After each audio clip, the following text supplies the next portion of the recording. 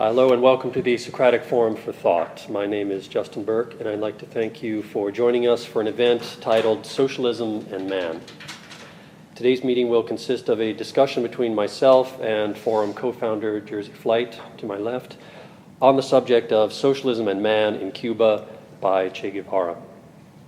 So you know what to expect. Let me explain that each of us will take about 5 minutes to make some introductory remarks, and after which there'll be a discussion lasting of about 20 minutes.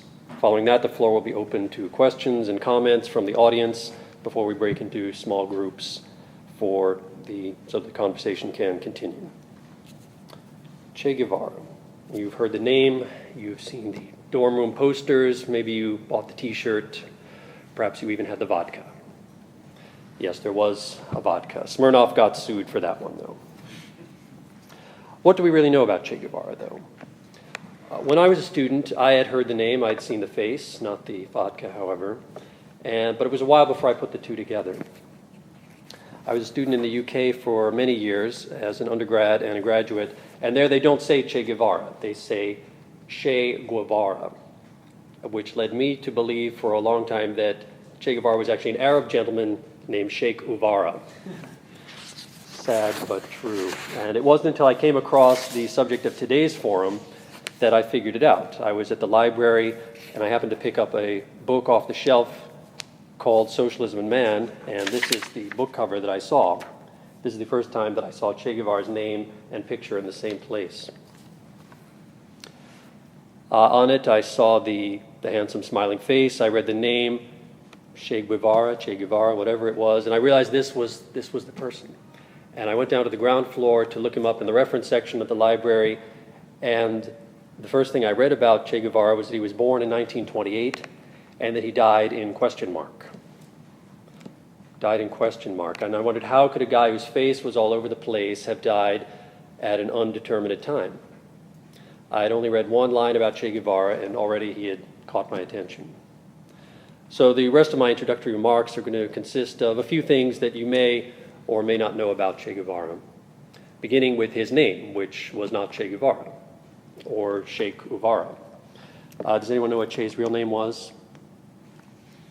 Nobody. Was Ernesto Guevara de la Serna. And I was interested to see that the recently elected Prime Minister of Greece had named his son Ernesto after Che Guevara. Does anyone know where that name comes from, Che?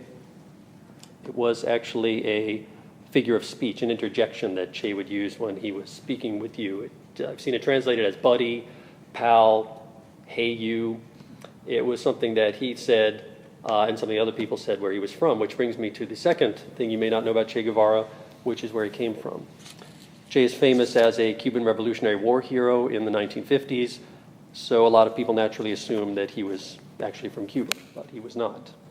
Does anyone know where Che Guevara is from? Argentina. That's right.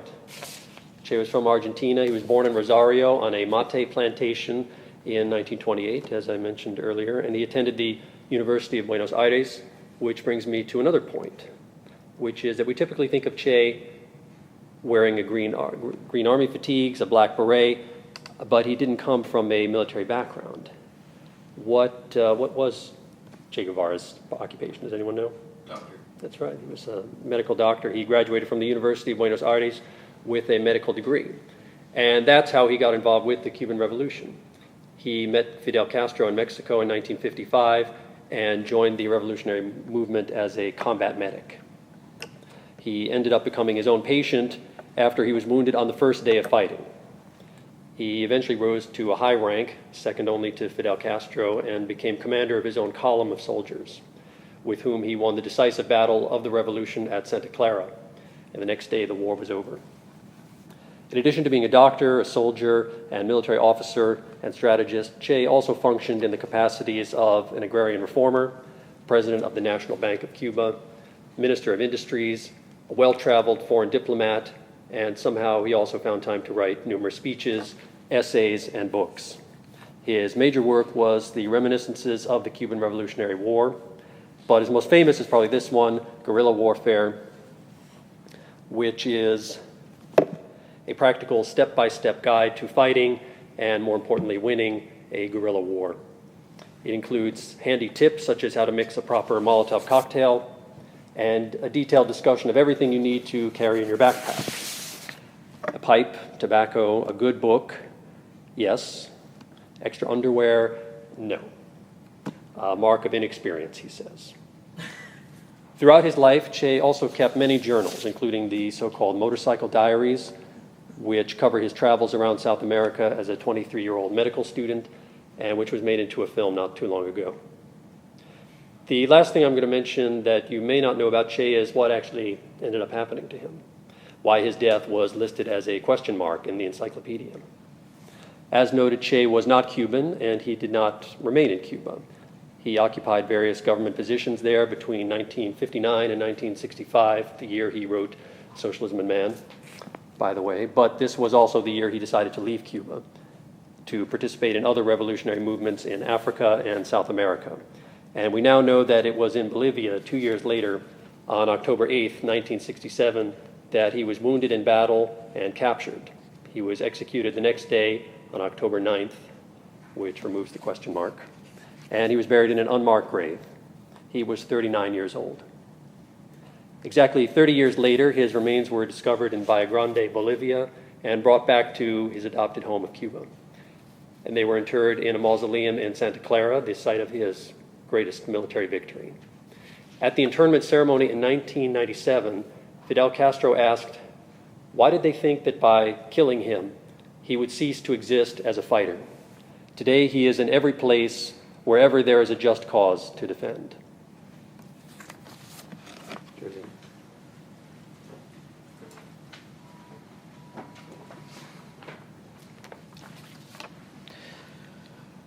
Many of you know me, Jersey Flight. I don't really enjoy introducing myself because the question is, what does one say about themselves? I think I prefer to put it this way. I'm a man who loves to think. I love the company and conversation of other thinkers. I love the freedom and movement of ideas.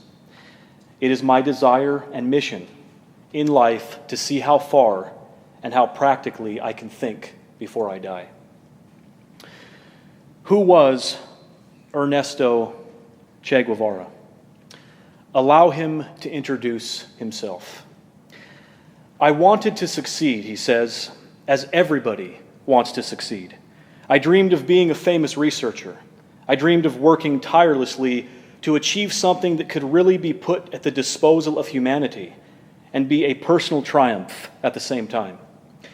I was, as we all are, a child of my environment.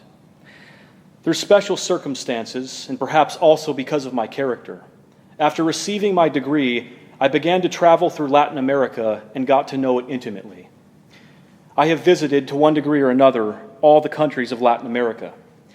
Given how I traveled, first as a student and afterward as a doctor, I began to come into close contact with poverty, with hunger, with disease, with the inability to cure a child due to lack of resources, with the numbness that hunger and unrelenting punishment cause until a point is reached where a parent losing a child becomes an incident of no importance, as is often the case among those classes who have been dealt the heaviest blows. And I began to see there was something that seemed to me almost as important as being a famous researcher or making a substantial contribution to medical science. It was helping those people. There's a big difference between those who fight to free themselves from oppression and those who fight to retain the stronghold of their oppression. This difference automatically contextualizes the actions of those involved in a revolution. The axiom of a revolutionary, the beginning of all great men, of all great women, is that they care for the well-being of other people. Without this vital precept, there can be no revolution. Without this vital precept, there can be no social progress. Society, in order to exist, must have a foundation of unity. After the examples of Gandhi and King, it is easy to see that any great man, that any great woman will be judged by how much she cares. Love is the energy which creates the power of a revolutionary life. Che Guevara, to use the phrase of Nietzsche, was no man, he was dynamite. But where exactly did his power lie? Did it lie in the sophistication and the maneuver of politics? Did it lie in an ability to control and manipulate people? The power of Che was his desire to serve the people, to help the people, his desire to be equal with the people, his courage to move toward the realization of a better world. But most of all, it was his strength to love, his authentic ability to perform the act of love. Here was no hypocrite. Here was no pretender. I am left in total awe of this man. The only thing I can do is ask myself where he came from and how men like him are made. When I study the life and thought of Che, I don't find the evil character that has been manufactured by a dishonest and insecure media. I find a figure of beauty who did the best he could, who did all he could to make the world a better place. Ladies and gentlemen, this man did something perhaps we can never do. He denied himself power even when it was his to take.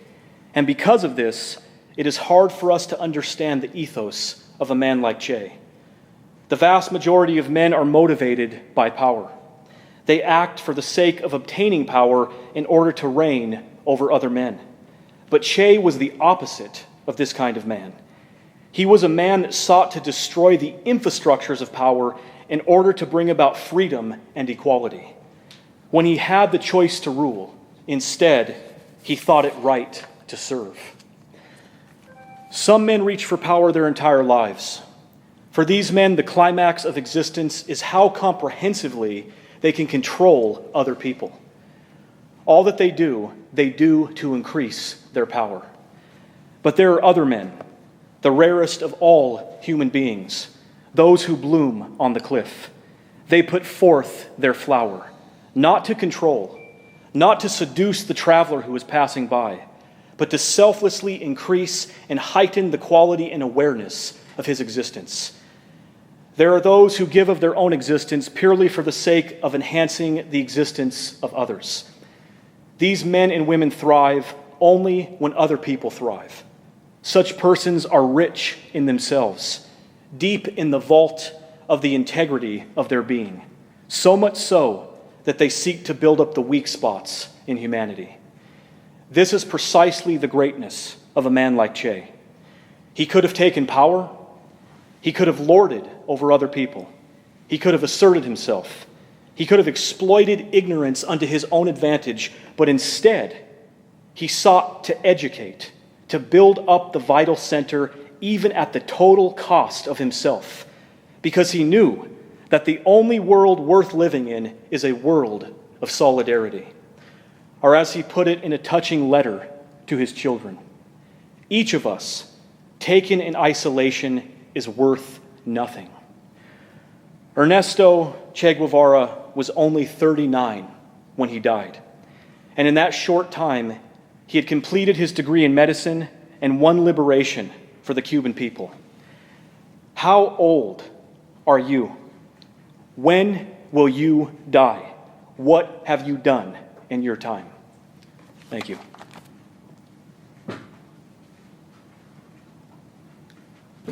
Thank you. I'm glad that you read that you began with that passage where Che is talking about why he gave up medicine, why he originally got into medicine, and why he gave it up for something else, because it's his parents were very proud of him as a medical student, and they saw his future in medicine. And after the revolution, they hadn't seen him for over 2 years, and they came to visit him in Cuba. And I read, it was either an interview with him or with his father, who said that, who'd asked him, well, when are you going to finish with this revolution stuff and get back to your medicine? They thought that he would actually go back into some kind of practice after the revolution was won in Cuba, that he'd come back to Argentina and be a doctor. Like a phase he was going through. Right, and that was not to be. I wanted to start our conversation here at the end of Che's paper, actually, near the end of Socialism and Man.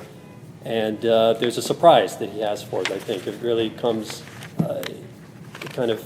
it's very unexpected way of writing and what he says there. I'm just going to read a couple of lines. He says, "At the risk of sounding ridiculous, let me say that the true revolutionary is guided by great feelings of love. It is impossible to think of an authentic revolutionary lacking this quality. One must have a large dose of humility, a large dose of a sense of justice and truth. We must strive every day so that this love of living humanity is transformed into actual deeds, into acts that serve as examples as a moving force." And that comes at the end, but I think that's his attitude throughout the piece. Yeah, I would comment on that too. He goes, because he actually defines the nature of this love when he says, this is a love of the people, which I think is a very beautiful phrase there, a love of the people. And an interesting contrast I notice here, he says, he goes on to say, of the most sacred causes. When we think of the term sacred, we think in terms of religion, people making things in religion sacred. But it's interesting, he's the true quintessential humanist in this sense, because for him, sacredness is the cause of the people. It's the society. It's the organization, the organism that he's part of, which I think is totally appropriate. It definitely shows his motivation. I think whatever you think of the results of his activities, I always come back to these, to remarks like this. This paper he wrote in 1965, that was the last year he was in Cuba, and this is generally regarded as his last official writing. He wrote a lot of journals and diaries after this, but this was the last thing that came out, and it really sums up a lot of his ideas. I mean, we have to think of it as one of the late works of Che Guevara, but considering that he died at 39, pretty much all his writings would be the early writings of Che Guevara. Yeah. But in this one, he's trying to sum up everything up to this point. I want to say more on this idea of love that he brings forth, because at the end of that little section there, he says, if one's revolutionary zeal is blunted when the most urgent tasks have been accomplished on a local scale, and one forgets about proletarian internationalism, which, to just put it in very simple terms, he's referring not to a sectarian nationalism, but he's referring to this idea of a one world unification. Wasn't that interesting that it was in this year? Because this is the year that he decided to leave Cuba, to give up his government position, to give up the Cuban citizenship he had been given, and to go do what? To get rich quick? No, to join another revolution in Africa. Yeah. He wins the Cuban Revolution, and then he goes and joins another revolution. It's really hard to comprehend the strength, the determination of a person like this. This idea here that he puts forth at the end of this love of living humanity here, where he talks about this, that this love cannot just be confined to a particular nation, but that it has to branch out, and that we have to think of the human race as opposed to the American culture, or the English culture. The phrase he would often use was "our America," and we here in the United States we think, well, that's when we say America, that means us. But to him, that meant Latin America, it meant South America, it meant Central America. To him, our America was many different countries speaking many different languages. In fact, the word Che, that I had seen that some people think that came from a Guarani. That was like a South American Indian word, and it's something he had picked it up in his travels. And since it was so unusual, that's why people started calling him that, because they didn't hear a lot of people saying that word. I think another neat thing about this, when he talks about this internationalism, he says this is the way we educate our people. Educate them not so that they're just concerned with their own specific geography, but concerned with making the world as a whole a better place. Because I think most people are not really thinking of, how are my actions influencing not just myself, my family, my community, my country, but the whole world, the whole international community. Yeah. His idea, he was one of the founders of this group called Tricontinental, and his ultimate strategy was to link all the countries of South America, all the countries of Africa, with the countries of Southeast Asia, the Soviet Union. So there would be a huge movement incorporating 3 continents. in cooperation. The thing that stands out in this essay to me the most, if summing up what is the essence of this essay, is the individual. And from the very beginning, he deals He brings with it up this. on the first page. Yeah. You have the quote there? A common argument Yes. from the mouths of capitalist spokespeople is the ideological struggle against socialism is that socialism is characterized by the abolition of the individual for the sake of the state. And he brings that up right in paragraph number 1. Yeah, that is great, because that is the capitalist objection to socialism contained right there in a nutshell. Is they want to claim that it destroys the individual, that if you go down the socialist road, that the individual no longer has any place in society. And then we see Che all throughout this essay. So he says that the individual was the basic factor of the revolution, which is, I think that's a very interesting way that he defines him. I think he means they're different. Like that, he's talking about what he called the vanguard. Like there are particular people, probably himself included, who were examples for others. Other people who were in the military component, other people in the social movements, that they all had to follow the example of individuals, so that it presupposes there being individuals. Like you can't even imagine socialism without individuals. If everyone were abolished in favor of the state or absorbed into a state. I've gone through here, I've noted the places where he brings up the individual that are significant, and under the individual in socialism, he says, I think the place to start is to recognize the individual's quality of incompleteness, of being an unfinished product. Now, this is a very important point, I think, that he makes, and the reason is because that is precisely the response to the capitalist objector, is that, no. You misunderstand the nature of an individual. An individual can't be anything without the context of society. He's got to have a whole there from which he can be built up from and become that individual thing. And I think I like this word that he uses, this incompleteness, because the capitalist tries to come in and talk as though the individual is just automatically complete all on his own. He's just autonomous from the ground up. Everything that he is, he made himself what he is. And Che recognizes here that no, the place to start in attacking this is to notice that the individual is incomplete by himself. Well, and just above that, he says that the individual has a dual existence as a unique being and as a member of society. That you have to look at both of those aspects. That socialism doesn't just look at one, it's your role in society. Yes. And it has to acknowledge that the individual, that society is made up of unique beings, as he calls them here. There's a few more things I wanted to... I like this, in this same section here, just a little below it, he says that the society in which they exist, like even though the revolution has been successful in Cuba, but they still are, society hasn't been abolished. It's still there, as a framework, as a foundation. And he says the residue of an education systematically oriented toward isolating the individual still weighs heavily. It's still there. That the people who are there, they've been brought up in a capitalist society. They've learned this in school. They still have what he called the residue of that education. And that's why he's talking about education throughout this. He talks about the new man, the new woman, and a project he didn't think would be achieved even in the 20th century. He talks about the new man and woman of the 21st century, people who had a social consciousness, that internationalism, whatever it was, all the elements or the ideals of socialism wouldn't really permeate throughout society until sometime in the 21st century. This is another quote that on this same topic that goes with what you're saying, is he says, and this is really the linchpin, I think, in capitalist society, individuals are controlled by a pitiless law, usually beyond their comprehension.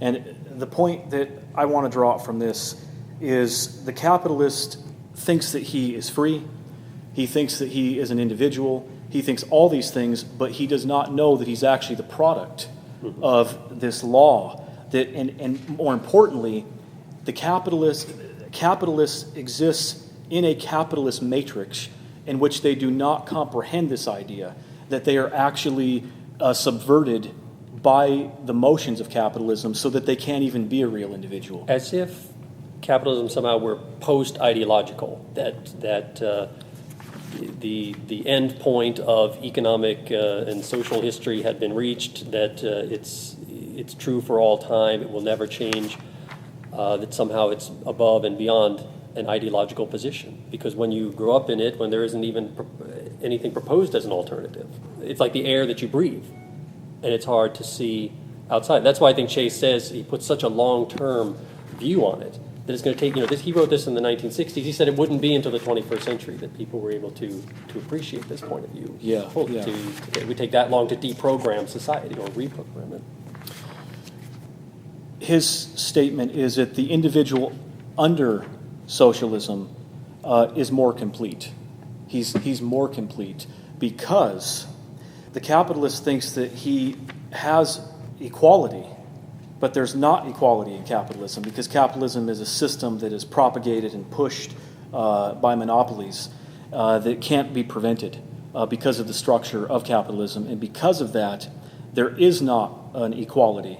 And so a person cannot be a true individual under a capitalist system. He says that, and this is a very idealistic point of this paper here, but he wrote, the individual will reach total consciousness as a social being, which is equivalent to the full realization as a human creature. Yes. So he's equating Yes. humanism with socialism.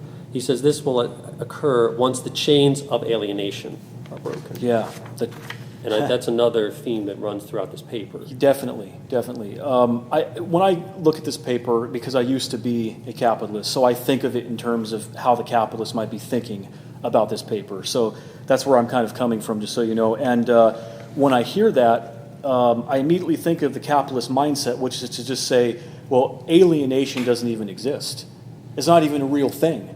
Because it's all free choice, right? Yes, We're all, yes. No one's physically coercing us to go to our to engage in this in capitalist practices in a capitalist system. If you don't like it, leave. As if that were a possibility.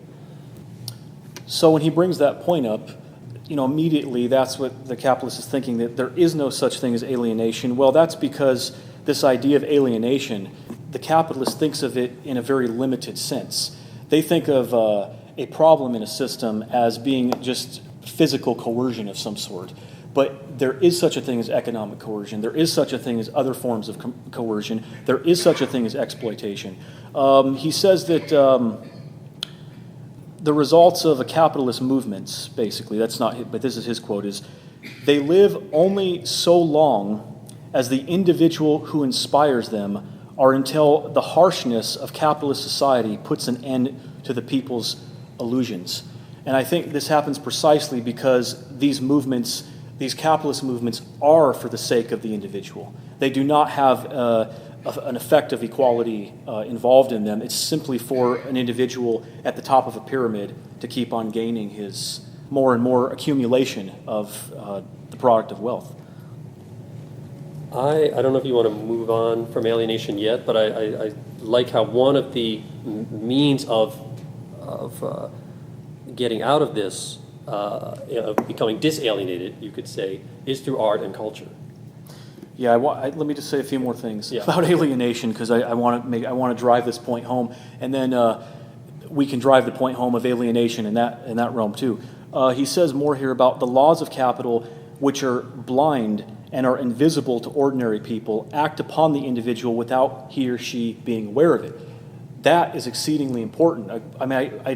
He stresses this over and over again, and you brought this up a little while ago. This indoctrination that one is raised in like a capitalist society, and therefore your thinking is in light of a preset channels. It's these preset channels that you have been taught to think, and you've been taught to see the world this way. This is the capitalist matrix. And he says these people are blind, they're invisible to ordinary people. They don't know that they're enslaved. They don't know. And remember, he goes on to say, talk about the Rockefeller. That's yes, the point okay. I came to right here. Okay, great, yeah. That it was a myth, that this is the myth of the self-made man, the myth of freedom, the myth of opportunity, and I thought it was interesting that he picked up, he mentions by name John Rockefeller, who was, I believe, the richest man in world history, and someone who became rich on a natural resource, what we would call a natural resource, something that he didn't really invent, something that is just found that really should belong to all people, or belong to at least to the people who come from where this natural resource was found. Yeah. And someone who did it in an illegal way, through a trust that had to be broken up, through illegal monopolies, through means he did through unfair competition. Yes. And Che just uses this as an example. His word for it is depravity. That to amass this kind of fortune, he says, what amount of depravity was entailed in the accumulation of a fortune of such magnitude?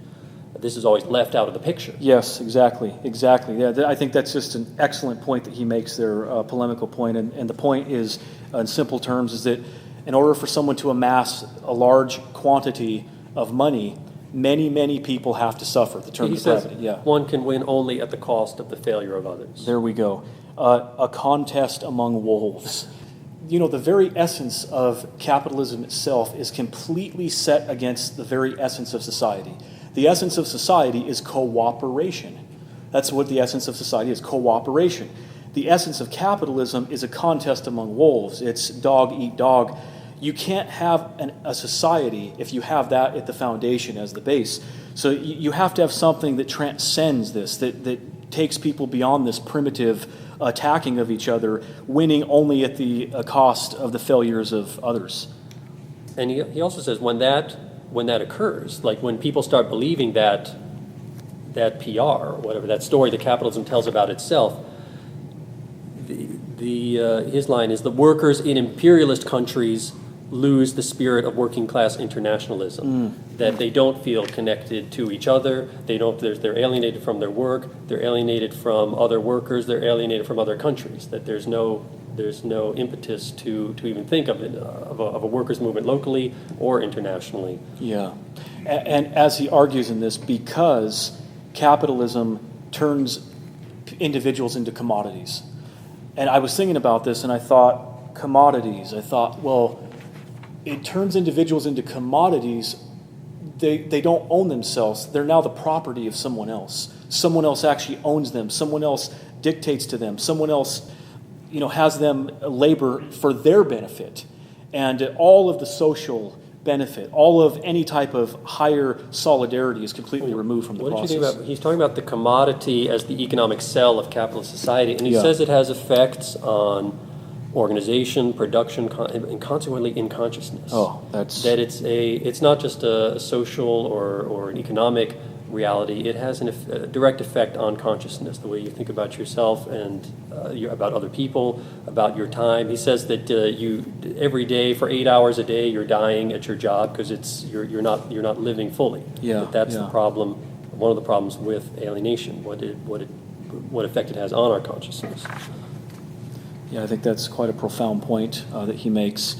Another point that he makes on this of the indoctrination that enslaves people into this alienation to spout an ideology that this is actually a good thing. It's a moral thing. That's what they're putting forth. He says that this indoctrination, this education, lulls the masses since they see themselves as being oppressed by an evil against which it is impossible to struggle.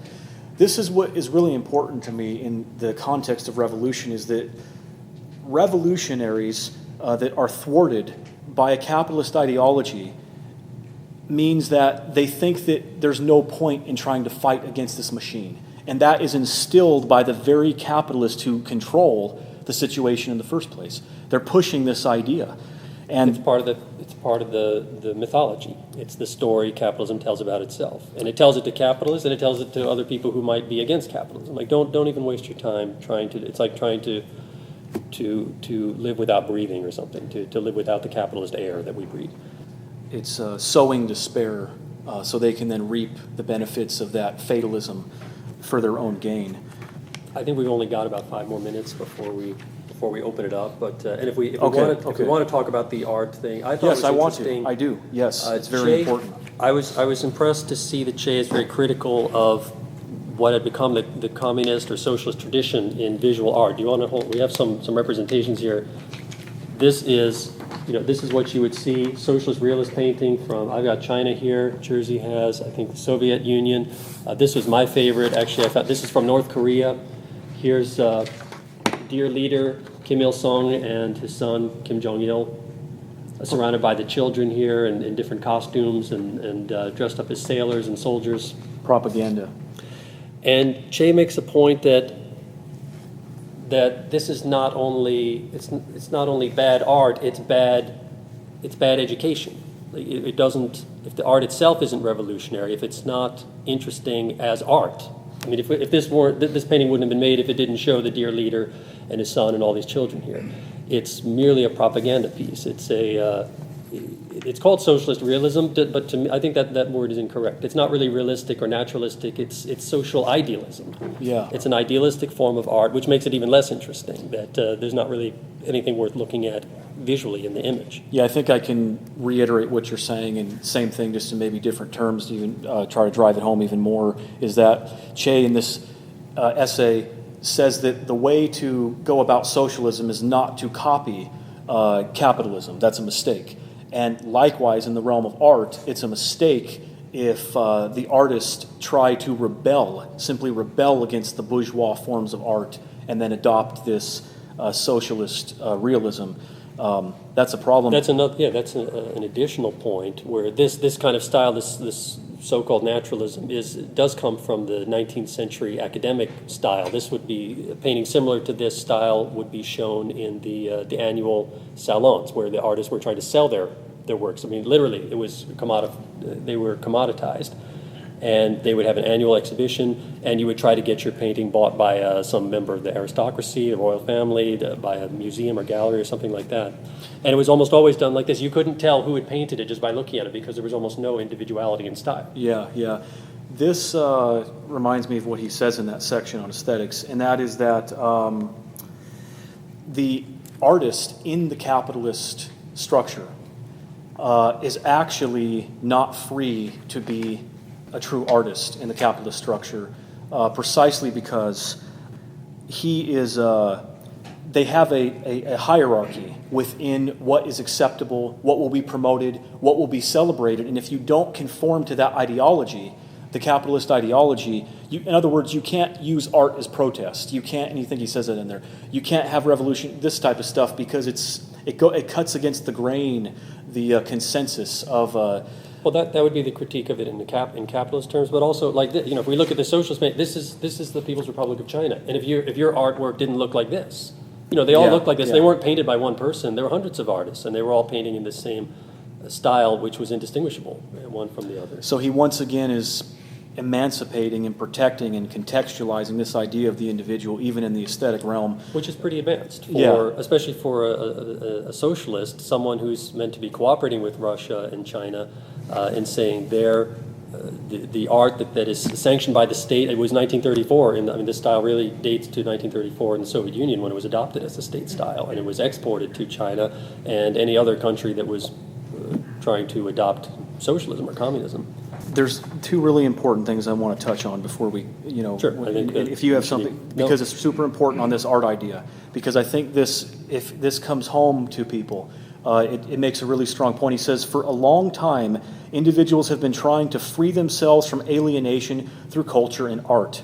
While a person dies every day during the 8 or more hours in which he or she functions as a commodity during the workday, individuals come to life afterwards in their spiritual creations. But this remedy bears the germs of the same sickness, that of a solitary being seeking harmony with the world. One defends one's individuality, which is oppressed by the environment, and reacts to aesthetic ideas as a unique being whose aspiration is to remain immaculate. It is nothing more than an attempt to escape. This idea, to me, is one of the most important ideas he brings up, because, to me, he closes the exit doors for the artists, and he basically says, you have to confront this idea of expression you have in you. Is your expression, is your act of art, is it a lament? Are you crying out that you're trapped in this capitalist society and that you can't break free from it? Because if that's the case, your art is not free. you are not actually a free artist. You can only be free when you get outside of that superstructure. You have real freedom, you have real individuality, and then you can actually begin to express yourself. He doesn't allow any means of getting out of this. He says that the paths, however, had already been more or less laid out, and the escapist concept hid itself behind the word freedom. This means the artist begins to say to himself, in my creation, I am free. And Che is saying, no, that word freedom is camouflage for escape. You're trying to break out of this oppressive society. You're trying to break free from your alienation that capitalism is imposing upon you. And you're using this word freedom to make yourself feel better about it. But in reality, it's actually escapism.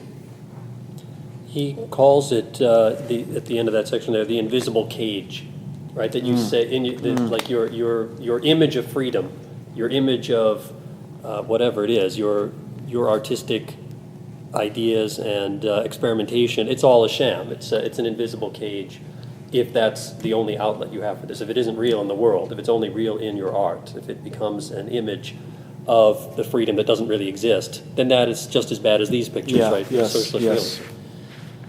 Yeah, and I wonder how many of us actually are aware of this and conscious of this. How many people in society think in these terms, artists, musicians, what is the economic, the social expression of one's art? Do we ask ourselves this question ever?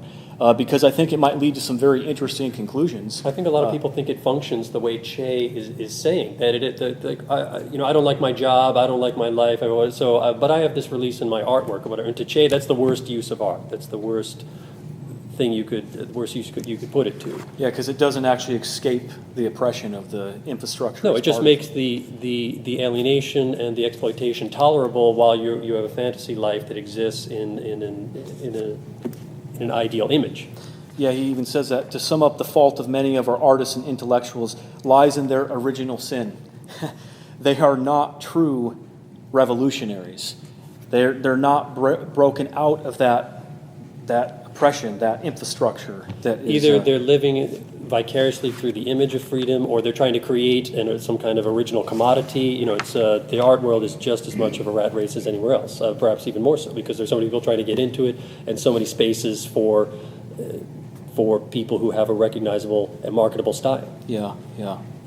I want to say something about what did we leave dogmatism.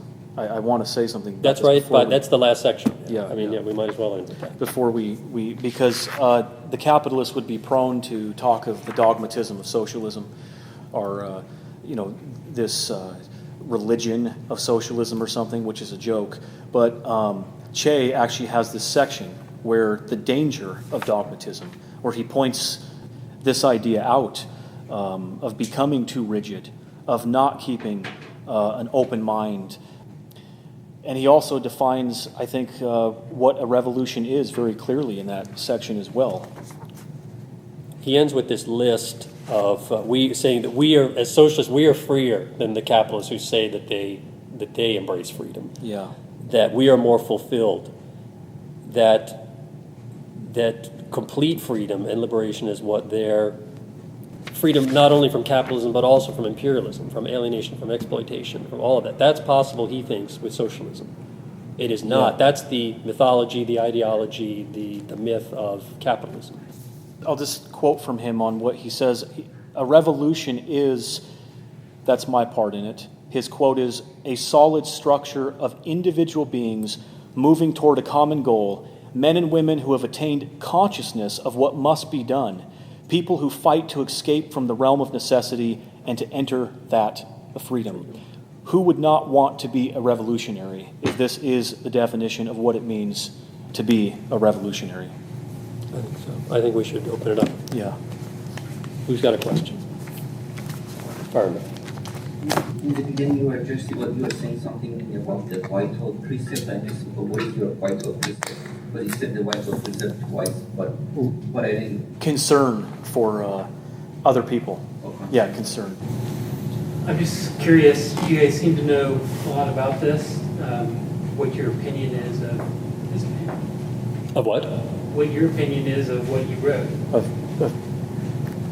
Do you agree with what he said? I agree with the vast majority of what he said. I think that I think I put it this way. Any educated, when we educate ourselves and we become conscious of the infrastructures that we're part of, it's not that the question of whether or not we move in the direction of socialism is itself in question. That's not, this isn't something that we go, well, should we move in the direction of socialism? No. The question becomes, how do we move in the direction of socialism? It's not an issue of whether or not we should move in that direction. That direction is an inevitability. We have to move in that direction because the very basis of society is cooperation itself. You take that away, you have dog eat dog, you destroy the whole concept of society itself. I think that he makes so many excellent points. I think we can accept his criticism of capitalism. I don't think it's a question of is it right or is it wrong. It's what do we do about that, about the results of this critique. I would say this about a place that I differ with him, but this was never meant to be an end. This essay, he never meant this to be the final document of dogma for socialism. That's not what it is. He was doing the best he could. In fact, several places throughout, he says we might be mistaken, we go down the wrong road, we have to go back, we have to start over.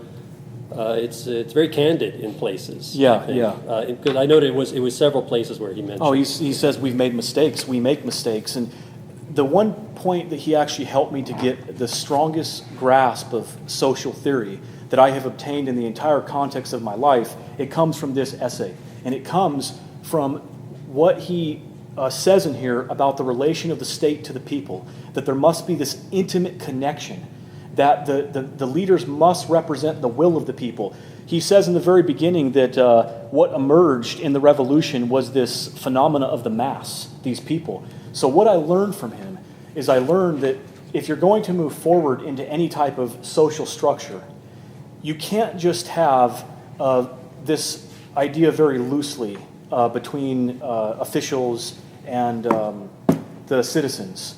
You have to have an infrastructure in place that empowers the voice of democracy, the citizen, and allows them not to be taken over by forms of fascism, by forms of despotism. And he was aware of these things. He knew that these things could occur. If you read his writings, you'll see he's always trying to guard against it. The thing is, he was a man of goodwill. He was a man of, you might even say, good faith. He believed in the masses, in their ability to liberate themselves. And so he just, says this is the way it should be, this transparent relationship, and not perhaps thinking in terms that corrupt men can come in and exploit that integrity there. And so that is, I think, what I learned of really great importance from him.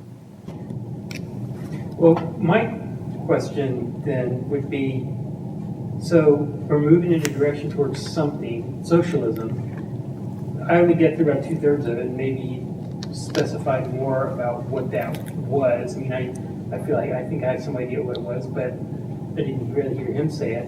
And then also, who determines what that is? I mean, you say he has this connection with people, the mass, but how?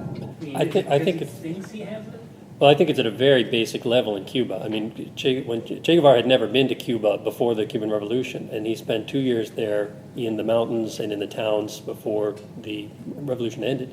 And he said that in his journals he was amazed by the lack of education, that I think only 40% of the people could read, that they were subsistence farmers. That means you grow it, you eat it. If you don't grow it, there's no surplus, you don't eat anything. That there were no schools. So it's not like, well, should we spend all this on building new airports or luxury hotels? No, it was at such a basic level of trying to get electrification, water, sanitation, schools, education, that kind of thing. So you ask, how does he know what the people need or what they want? I think it really was a matter of what they needed rather than what they wanted. Because he came in and said, oh, you guys were deprived, this is what you need. Well, he ended up being one of the deprived ones as well. I mean, he lived for 2 years. I mean, they didn't have separate supplies from the people. That when they got to Cuba, the band of revolutionaries that Fidel put together, there were about 20 of them that started the what they call the vanguard. The rest was the people who joined them. They didn't go in there with an army of 1,000 people. They went in with 82 people. They were ambushed. I said Che Guevara was wounded on the first day, and there were about 20 people left after that, and that was the core. So. That's in the manual guerrilla warfare, by the way, too. He says that you can't wage a guerrilla war if you don't have the cooperation of the people. If the people aren't going to join you, then you shouldn't bother going. So he had all these people joining in, And together they just kind of figure out, well, this is where we need to go. We need to give people all these services. Well, he says that there's two pillars of the construction of socialism in this essay. He says there's two pillars: the education of the new man and woman and the development of technology. Those are the two things that it's founded upon, is the educating and the building up. Now, Dr. Burke can tell you, he knows this better than I do, but the largest literacy movement that ever took place, so far as I know, in the history of the world, was one that took place in Cuba. And do you remember how many students went across the countryside? It was a few thousand. It was thousands of students went across the countryside after the Cuban Revolution, and they basically wiped out illiteracy there, because he keeps on emphasizing this idea of education, education. Now, you contrast that with capitalism, you're not going to get that.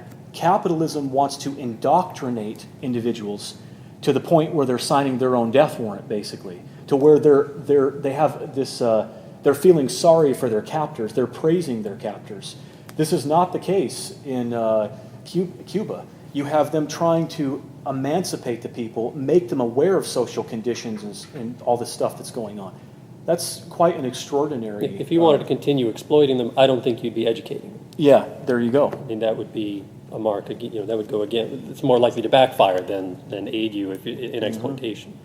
Well, maybe these guys were good guys and they educated the masses just the way that they needed it. But I get the feeling that there's a lot of places that push socialism, communism, whereas they have their own ideas about how people need to be educated, and it's full of propaganda, which is very favorable towards themselves, and they block out a lot of outside. Well, I mean, if we look at this, you can't see the little details here, but these three red objects, these are Mao Zedong's book of quotations, right? They're holding they're in the vanguard here, and every person is holding up a little red book.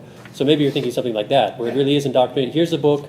Everyone read it. You have to memorize it. Actually, I quite like Mao's book of quotations. I think it's full of fun little phrases and things. But Che says the way that they educate the people in there. He says that they teach this internationalism, that there's one world. There's not tons of divided worlds. That it's one race, not tons of different races. He says this is what we teach our people. He says this is the way we educate our people. And this comes after what he talks about with love, too. Now, I don't deny that people could twist these things and use them for tyrannical purposes, for controlling purposes. Evil men have done this all throughout history. But in this case, in this essay with Che, we're not dealing with it here. And that's what I was saying, that is what I learned from him, is that...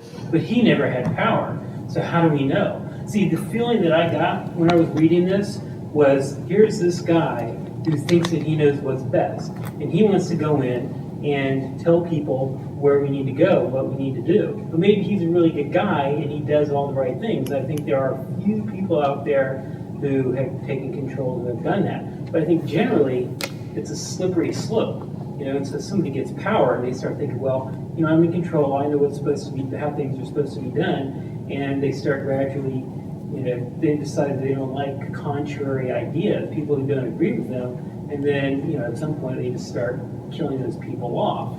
I think that's happened very often. And that, I guess, is kind of what my feeling about what he's saying and about socialism is that it's necessarily authoritarian because somebody has to make that decision about... Well, if it wouldn't be... if it's democratic, though, so it's the will of the people. A true socialism is a democracy. How he got those ideas about what the people wanted? As soon as you affirm the defined society, the conclusion of cooperation automatically follows. It's actually not complex at all. As soon as you define what a society is and you define it as cooperation, I mean, it's kind of simplistic even. How did he get all that? How about an example of this? Wasn't someplace in world history where this has happened? I don't know much about the history of the Cuban Revolution, but wasn't it in the context of the Batista dictatorship? Yes. And the country was partially occupied by U.S. capitalists, and that was so you had extreme inequality of wealth. And Well, it wasn't just that, it was organized crime. I mean, if you remember Godfather 2, a lot of that movie takes place in Havana. It actually takes place on the eve of of Che Guevara's victory, because they're at this New Year's Eve ball, and that was the last day of the revolution, when the mafia had to get out. This was a big threat to them. And there was prostitution, gambling, illiteracy, all these, I mean, I think I rattled off a list earlier of things that Che saw that he experienced personally after he got to Cuba, and was surprised to see the conditions under which a lot of people were living. Yeah, I remember talking to a guy from Colombia who knew something about it. He said that under Batista, conditions were so bad you could buy a young girl's body for a couple bowls of rice. Well, there you go. Yeah, People were extremely poor. the capitalist conditions also lead to his conclusion as well, because they lead their exploitation, alienation, all these things exist in a capitalist system. So they automatically lead in this direction with people. That's just the way people evolve socially. You can't, everyone here has played the game Monopoly. Monopoly would never work in the real world. It's impossible, because you would see people getting evicted, and women and children, and there's vast exploitation. It just doesn't work. So you only have one person winning at the top. Well, the people at the bottom, the only thing you can do is keep them ignorant and not let them understand what's going on. The more ignorant you keep them, the better off it is. The more aware they become, then they say, wait a second, why do all these people on the top have all the money? We're at the bottom doing all the work. We have nothing. This doesn't make any sense to us. And then naturally you already have the groundwork for revolution, as Marx called it, from the internal contradictions of capitalism itself. It sounds to me like you're talking about capitalism, but you're also kind of including democracy in that. Because, like, you know, like with your example there of these people are getting evicted, they're the majority, right? So how is it that this minority who owns these buildings can do things that they don't want when they're the majority? Because they submit to the oppressor. That's what happens in capitalism. Democracy, right? So why don't they just make a law and say, well... Capitalism is not democracy. Capitalism is not democracy. It can't be democracy, because you have an accumulation of wealth. And when you have an accumulation of wealth, you have money that buys the power. And when you have money that buys the power... So you're saying that the problem is not democracy, because you like democracy. Yes, there is no problem. Capitalism. Yes. Yes. It seems Yes. like democracy is political rights, so that's more fundamental. So the problem is with democracy, not with capitalism. Because if the problem was, you're saying the problem is democracy because these economic entities are able to control the democracy. So then the democracy is broken. Well, you can't have democracy in a capitalist system. You simply can't have it. It's not possible to have it when you have the accumulation of wealth, because the money buys the power. The economic system breaks the political system. Correct. I think that the political system is more fundamental. So if the capitalists are able to control the political system, then the political system is broken. Because the people, the majority, if it's democracy, they should be able to control the minority. But you assume that the democracy is conscious of the conditions, see?